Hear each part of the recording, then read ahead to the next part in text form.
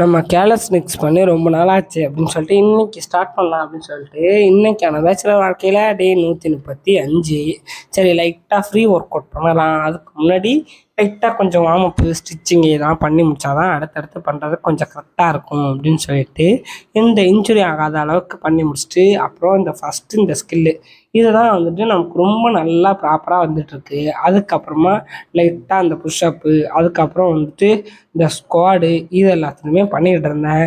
பண்ணுறப்பே லைட்டாக தோணுச்சு இருந்தது நம்ம ரொம்ப நாள் கேப் போட்டதுனால திருப்பியுமே ஃபஸ்ட்டு மாதிரி பண்ணுற மாதிரி ரொம்ப கஷ்டமாயிடுச்சு. அதனால் ப்ராப்பராக கரெக்டாக வாரத்துக்கு ஒரு 3 நாள் பண்ணி முடிச்சுட்டு ப்ராப்பராக இருக்கணும் அப்படின்னு சொல்லிட்டு அப்படியே சாப்பாடு போட்டு சாப்பிட்டுட்டு இருந்தேன்.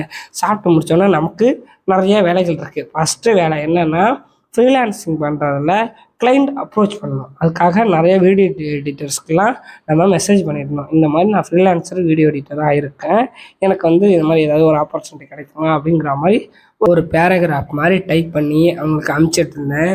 அவங்களும் ஒரு சிலவங்க பார்த்துட்டு ரிப்ளை பண்ணியிருந்தாங்க. அதுவுமே ஒரு மாதிரி நல்லா ஹாப்பியாக இருந்துச்சு. பரவாயில்ல நம்ம மெசேஜுக்கு ரிப்ளை பண்ணுறாங்க அப்படிங்கிற மாதிரி. அடுத்த வீடியோவில் சந்திப்போம். இணைப்பில் இருக்கவும்.